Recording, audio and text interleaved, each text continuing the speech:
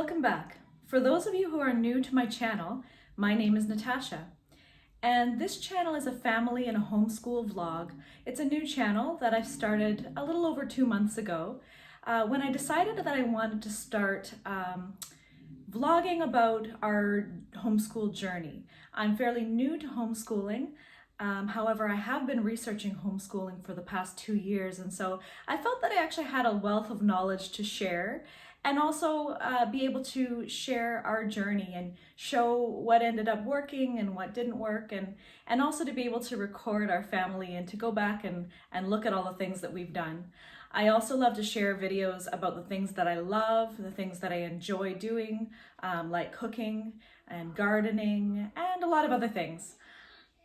So this video is actually a collaboration that was started by Abby from Rooted in Rest and Jessica from the Waldock Way. Now, I'm very familiar with Abby.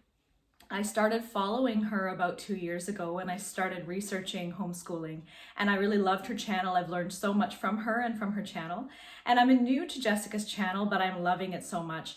There's so many great ideas and educational games and things that I've learned and I'm starting to incorporate into our homeschool. So this collaboration is sort of a homeschool show and tell, where they are opening it up to all homeschooling channels and homeschools who would like to share little bits about their homeschool and their homeschooling journey. And this particular video is all about our favorite subjects.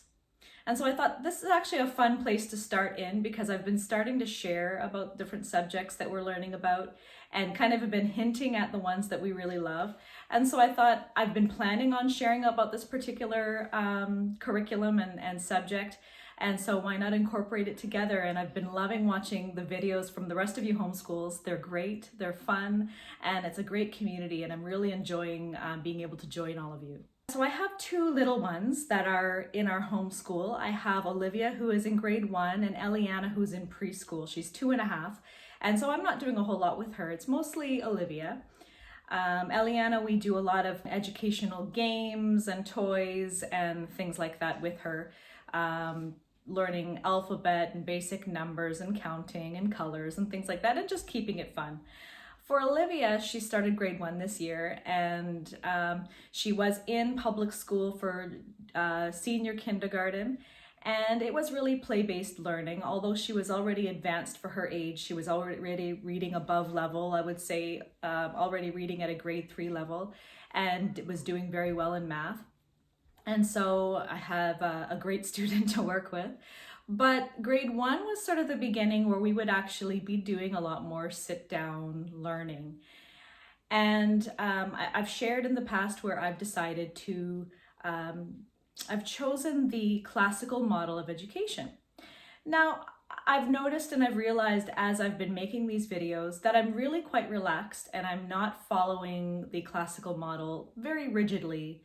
And I think part of that is because we are in a pandemic right now, and because we are stuck at home and we aren't able to meet up with friends and meet up with the other homeschool groups that we started meeting last year, and getting together and doing those extracurricular activities. I find that if we do stick to this really rigid structure, it would be too hard, I think, on Olivia, on us as a family. And so it's been quite relaxed, but yet at the same time, we are following the classical model. We are doing all those subjects, and we are following all of the tips that have been recommended in the Well-Trained Mind, which is the interpretation of the classical model that I follow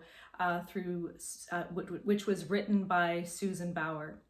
Now, so to get back to the subject of your favorite subjects in school, so I asked Olivia, my grade 1 student, what is your favorite subject so far that we've done this year? And she said, I don't know. And I said, what do you mean you don't know? She said, well, I really can't choose. I love everything. And I said, well, I actually feel the same way. But I said, is there some particular subject that you find more fascinating than others? Is there something you're really finding interesting? Certain subjects we're not doing a whole lot of extra activities, going along with that. Spelling, well, there's no activities with spelling. And we do a lot of activities along with our math. But so she narrowed it down to she really loves our science program, astronomy, and she really loves our history, which is Story of the World, written by Susan Bauer. And I decided I'm going to share about Story of the World. Our astronomy is only going to be this year, but Story of the World is actually something that I really have been wanting to share about because it is something that is going to continue on for many years. And that's what's so interesting and fascinating about it. And so even though astronomy is a subject we're doing short term, and we may go back again in the later years to review it, because as a grade 1 student, we're obviously only taking in so much, but it is probably going to be the one and only time that we're going to be focusing on astronomy as a subject at school. And so the Story of the World, this is the first volume. Actually, I have watched videos where Abby from Rooted in Rest has talked about that as well, and she does Story of the World as well with her students, I believe in like a homeschooling group. Story of the World was written by Susan Bauer, who wrote The Well-Trained Mind, and she is a curriculum writer for classical model curriculum. But a lot of people are doing Story of the World who are not part of the classical model of education. And so it's really a great curriculum. It really is able to be used in a variety of ways. And I just can't say enough about it. So I will tell you about it. So Story of the World comes in 4 volumes. And I think in another video of mine, I said these wrong. So I'm actually going to read them to you because my memory these days aren't as good. So volume 1, which is what we are in now, is Ancient Times. And then volume 2 is the Middle Ages. Volume 3 is Early Modern Times. And volume 4 is the Modern Age. Now, this is done in a variety of ways. It's not structured that you have to do it a certain way. But I'll explain how the classical model recommends that you do it.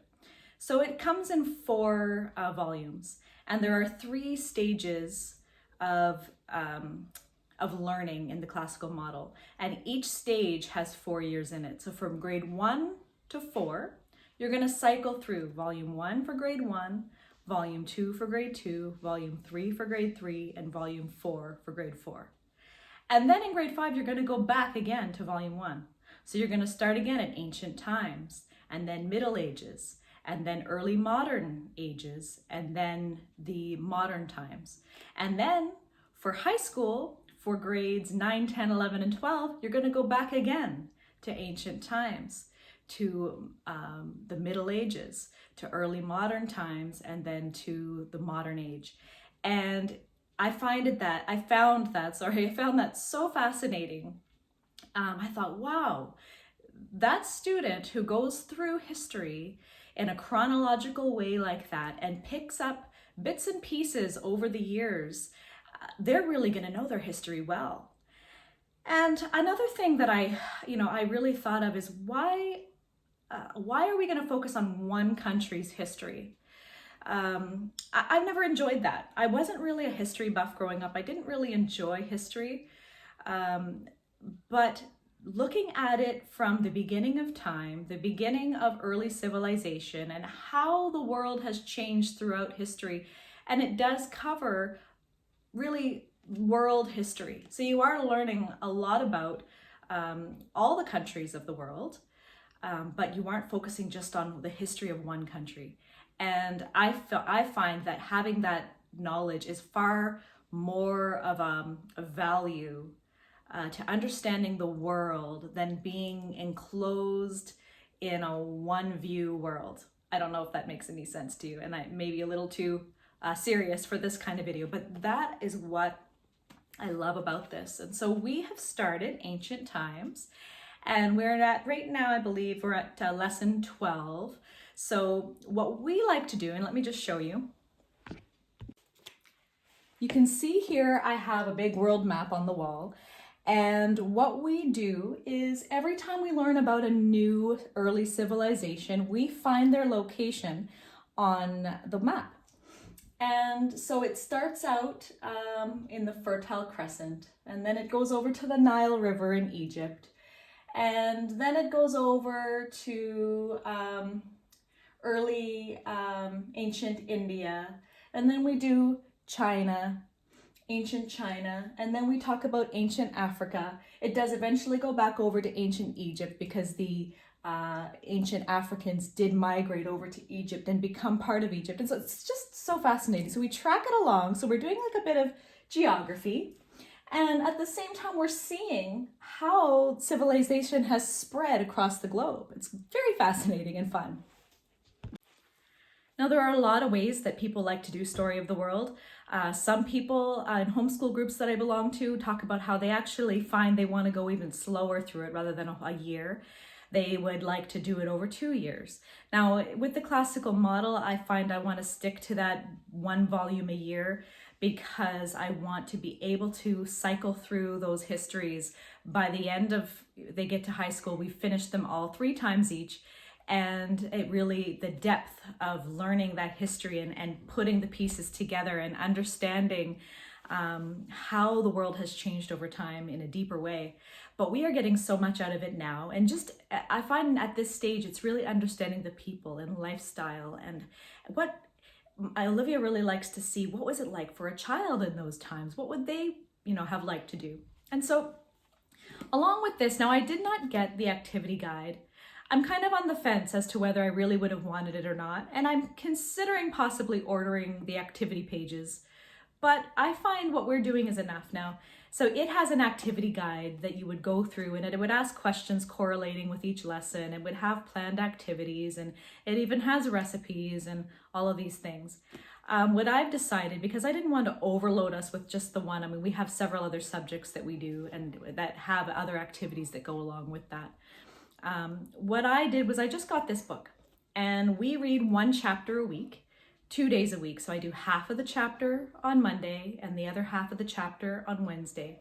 When I read through half of the chapter, Olivia and I will go over it together. I'll ask her some questions. I'll get her to narrate back to me what we've read. And then we'll do a little activity along with that.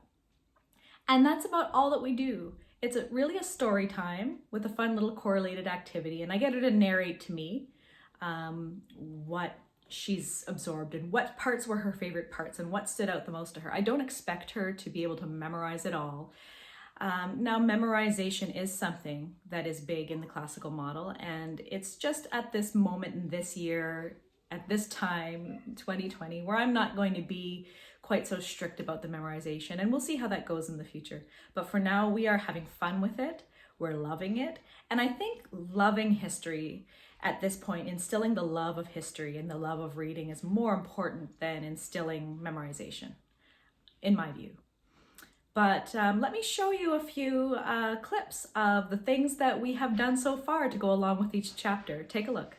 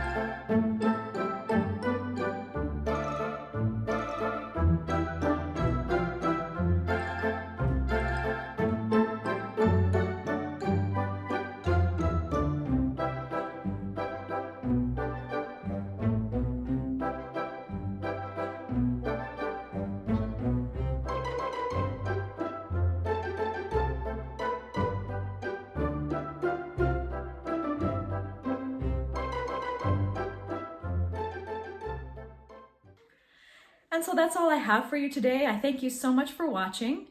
I really encourage you to follow Abby and Jessica's channel. They're both great. They share so much knowledge about homeschooling, and particularly I've always loved Abby's channel because she has shared so many educational toys and activities that I've bought many of them, and I've when I've given you a tour of my homeschool and I've pointed things out, actually these are things that she has recommended. They weren't my finds, they were actually from her channel. And Jessica as well, I've seen that she actually has a wealth of information there for you. So I encourage you to follow them. And if you would like to see more about my channel and follow our journey, although it's a young journey, I do have a lot to share with you as well. I encourage you to follow my channel as well. It's great to be able to support one another, and I really am happy to be part of this homeschooling collaboration and group. We'll see you in the next one. Bye.